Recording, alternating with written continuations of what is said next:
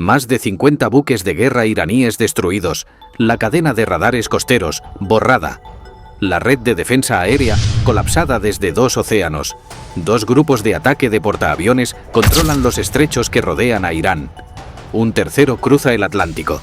Y sin embargo, la Marina de los Estados Unidos no ha escoltado un solo petrolero a través del estrecho de Hormuz. Ni uno. La fuerza naval más poderosa en la historia de la civilización, paralizada frente a un canal de 6 millas. La razón no es la fuerza, es la aritmética. Y la aritmética dice, no entres. Más de 100 superpetroleros permanecen anclados fuera del estrecho con los motores apagados. El precio del barril de crudo Brent ha escalado por encima de los $100. Las primas del seguro de riesgo de guerra alcanzan los $4 millones por tránsito. La economía global se desangra. Y la marina que acaba de destrozar al ejército iraní observa desde aguas abiertas sin moverse. Si alguna vez miraste un mapa y solo viste fronteras, quédate. Cuando termines este video vas a ver ecuaciones. Suscríbete al canal para entender las decisiones militares que parecen errores hasta que comprendes las matemáticas que las respaldan. ¿Por qué? No porque falte potencia de fuego, no porque falte voluntad. Porque el estrecho de Hormuz no es una prueba de fuerza, es una prueba de matemáticas. Y para entender esas matemáticas, primero hay que entender el mapa y la trampa que alguien construyó dentro de él. Despliega el mapa. Observa el estrecho de Hormuz, 21 millas náuticas en su punto más angosto. Suena amplio, no lo es, porque el tráfico comercial no utiliza las 21 millas. El tráfico comercial utiliza el esquema de separación de tráfico.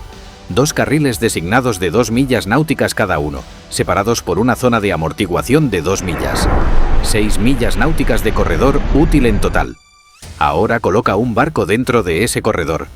Un superpetrolero de la clase VLCC se extiende más de 330 metros de proa a popa, manga de 60 metros, calado de 22 metros bajo la línea de flotación. No estás navegando una embarcación por un océano, estás metiendo un edificio a través de un pasillo. Y ese pasillo tiene paredes a ambos lados. Una de ellas pertenece a Irán. Este pasillo transporta el 20% del crudo mundial, 20 millones de barriles diarios. Que también transporta casi el 20% del gas natural licuado del planeta y 1/3 del comercio global de fertilizantes. Si este pasillo se cierra, no solo se interrumpe un mercado petrolero, se interrumpen las cadenas de suministro que mantienen en funcionamiento la civilización. Hormuz no es un punto de estrangulamiento petrolero, es un punto de estrangulamiento civilizacional. Y ahora mismo está cerrado. El Cuerpo de Guardianes de la Revolución Islámica anunció el cierre y prometió atacar cualquier embarcación que intente transitar. Los costos se han vuelto tan extremos que la mayoría de las compañías navieras simplemente dejaron de intentarlo. El estrecho no está bloqueado por una cadena tendida sobre el agua, está bloqueado por aritmética. La aritmética del riesgo supera la aritmética del beneficio. El comercio se detiene solo. Entonces surge la pregunta obvia. Acabamos de destruir la marina iraní. Tenemos destructores con sistema Aegis, alas aéreas embarcadas, misiles Tomahawk. ¿Por qué no escoltar a los petroleros directamente? Porque quien formula esa pregunta no ha estudiado el mapa con suficiente detenimiento y no ha estudiado al enemigo con suficiente profundidad. Irán no construyó esta defensa a ciegas. Durante 40 años diseccionó cada operación naval estadounidense en estas aguas. La operación Ernest Will en 1987, la operación Praying Mantis en 1988. Décadas de presencia de la Quinta Flota en Bahrein. La operación Prosperity Guardian apenas el año pasado. Observaron cada maniobra, aprendieron de cada despliegue e hicieron ingeniería inversa de una defensa por capas diseñada específicamente para explotar la única variable que no podemos cambiar, la geometría de este estrecho. El corredor es angosto, el agua está confinada, e Irán convirtió cada desventaja de esa geografía en un arma. La trampa tiene 3 capas, cada una explota una dimensión diferente, y juntas crean un problema que ninguna cantidad de potencia de fuego puede resolver por la fuerza bruta. 10 días de ataques aéreos y navales sostenidos han destrozado la mayor parte de esa arquitectura. Más de 50 buques de guerra iraníes fueron destruidos o inutilizados. Aproximadamente 300 lanzadores de misiles eliminados. 200 sistemas de defensa aérea están apagados. La flota de superficie ya no existe como fuerza de combate organizada. Y aún así, el estrecho sigue cerrado. Porque la pregunta no es cuánto destruimos. La pregunta es cuánto sobrevivió. Y en la aritmética de la escolta, donde un solo impacto contra un solo petrolero borra todas las victorias anteriores, la respuesta es brutal. Destruir el 90% no es suficiente. La escolta exige certeza del 100%, y la brecha entre el 90 y el 100 es donde la ecuación se rompe. Si este enfoque está cambiando cómo entiendes el poder naval, dale like para que más personas accedan a análisis que van más allá de los titulares. Y si aún no te has suscrito, hazlo ahora. Primera capa, el suelo. Irán comenzó a sembrar minas antes de que cayeran las primeras bombas. La inteligencia estadounidense confirma que docenas ya están en el agua. Minas de contacto. Minas de influencia de fondo. Minas M52 propulsadas por cohete que se lanzan desde el lecho marino hacia los cascos que pasan sobre ellas. Irán posee un inventario estimado de entre 2.000 y 6.000 minas. Se destruyeron 16 buques minadores y se bombardearon instalaciones de almacenamiento. Eso redujo la velocidad a la que nuevas minas entran al agua, pero no eliminó las minas que ya están ahí. No se puede bombardear una mina fuera del agua. Hay que encontrarla en aguas turbias y agitadas por corrientes a lo largo de 360 millas náuticas cuadradas de lecho marino. Clasificarla y neutralizarla una por una. La flota de dragaminas clase Avenger ha sido prácticamente desmantelada por completo. Quedan 4 buques desplegados en Japón a 4.000 millas náuticas de distancia. El Golfo Pérsico promedia apenas 50 metros de profundidad, un entorno donde las minas de influencia detectan los cambios en los campos magnéticos y la presión del agua generados por los grandes cascos que pasan sobre ellas. Los expertos estiman que despejar completamente el estrecho podría tomar varios meses. Recordemos la aritmética de 1988. El USS Samuel B. Roberts chocó contra una sola mina de contacto iraní durante la operación Ernest Will. Costo de la mina: $1.500. Abrió un boquete del tamaño de un automóvil en el casco, fracturó la quilla e inundó 2 compartimentos con más de 2.000 toneladas de agua de mar. Costo de la reparación: $89,5 millones. Un arma más barata que una motocicleta usada casi hundió un buque de guerra. Ahora imagina esa mina bajo un superpetrolero cargado con 2 millones de barriles de crudo. Las minas controlan el suelo, y el suelo no se despeja con potencia de fuego. Esa es la capa 1. Ahora mira hacia arriba. Segunda capa, el techo. Destruimos aproximadamente el 90% de la capacidad de lanzamiento de misiles de Irán. 300 lanzadores eliminados. Un logro extraordinario. El tipo de campaña de supresión que habría puesto fin a la mayoría de los conflictos convencionales. Pero Hormuz no es un conflicto convencional, es un corredor. Y en un corredor, un solo lanzador superviviente es suficiente. La costa iraní a lo largo del estrecho es la cordillera de los Zagros desplomándose directamente en el mar. Crestas montañosas, valles, cuevas, túneles. Durante 40 años, la IRGC preposicionó lanzadores móviles de misiles a lo largo de ese terreno. Un lanzador puede ocultarse dentro de un túnel, desplazarse hasta un punto de disparo previamente topografiado, lanzar y reubicarse en minutos. Eliminamos los que pudimos encontrar. La pregunta es si los encontramos todos. Consideremos lo que puede hacer un solo lanzador superviviente. Un misil de crucero Noor vuela a entre 1,5 y 2 metros sobre la línea de flotación en fase terminal, acelerando más allá de la velocidad del sonido. Un misil balístico, Khalid Fars, desciende desde la atmósfera superior a más de Mach 3.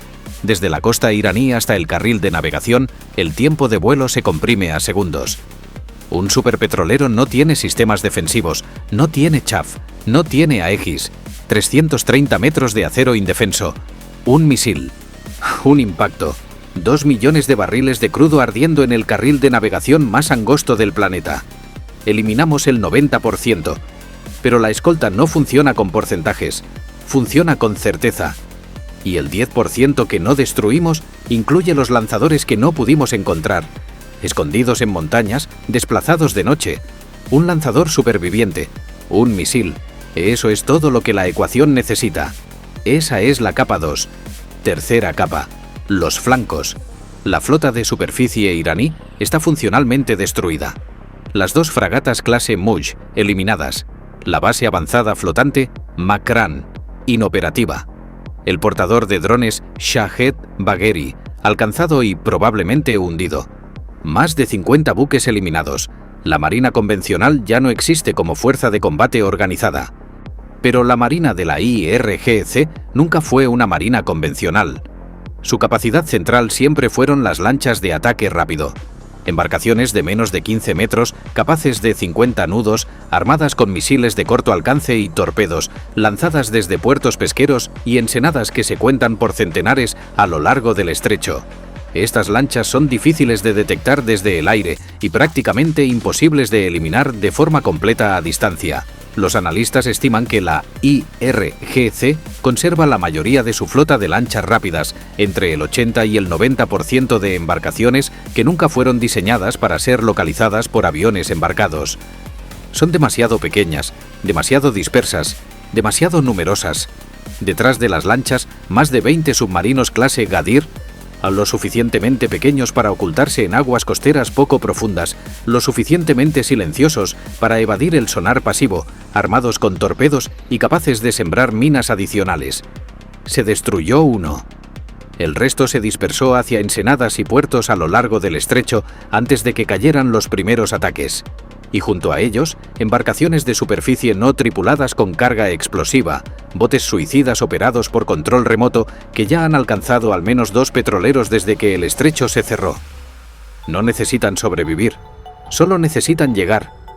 Tenemos 2 grupos de ataque de portaaviones en el teatro de operaciones, un tercero en camino, miles de salidas aéreas ejecutadas, más de 3.000 objetivos alcanzados. ¿Por qué no terminar el trabajo y escoltar a los petroleros?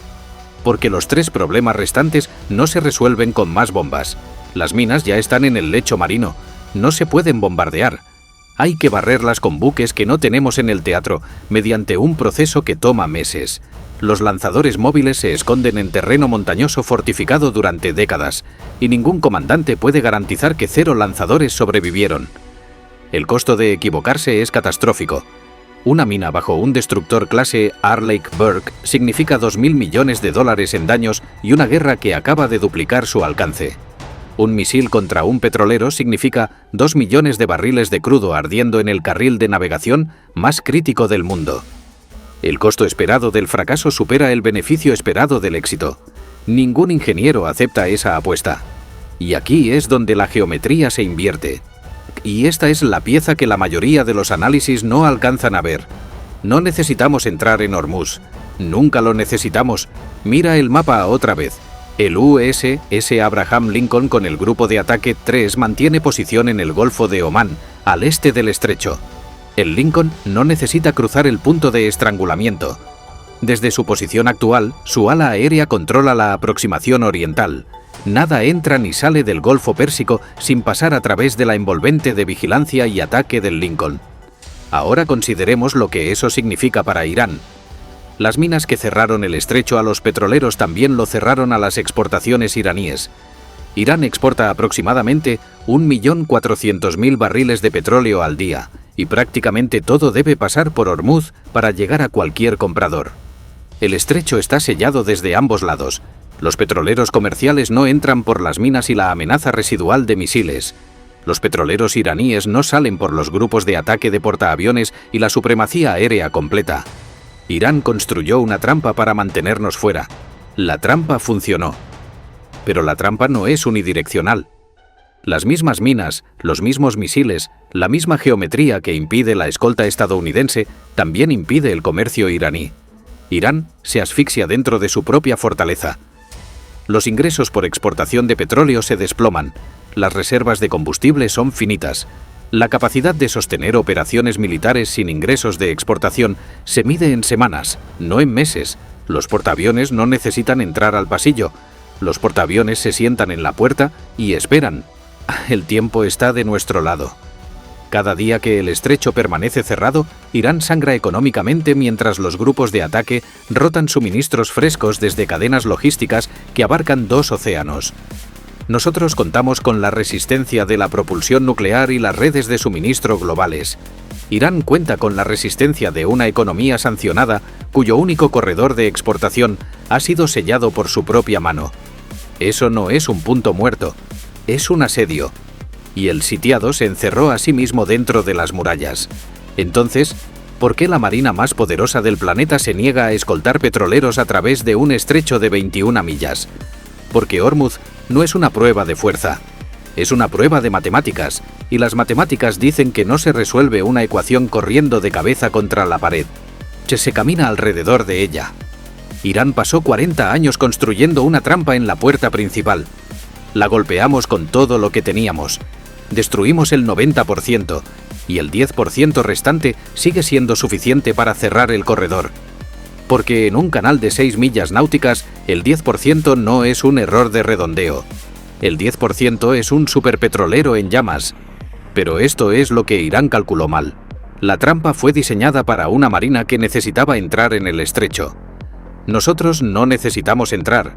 El USS Abraham Lincoln mantiene posición al este de Hormuz, no porque no pueda entrar, sino porque no necesita hacerlo. La puerta está cerrada desde fuera.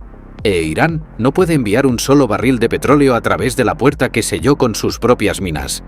Irán puso una trampa de $1.500 en la puerta principal. Nosotros no abrimos esa puerta, la cerramos desde el otro lado, y ahora la trampa aprisiona al trampero. Eso no es potencia de fuego, es geometría, es paciencia, es ingeniería. Si este video cambió cómo ves el mapa, si ahora ves ecuaciones donde antes veías fronteras, suscríbete y activa la campana. Comenta cuál crees que será el siguiente movimiento de Irán cuando las reservas se agoten. Y si consideras que este análisis mereció tu tiempo, un like ayuda a que llegue a quienes quieren entender cómo funciona realmente el poder naval.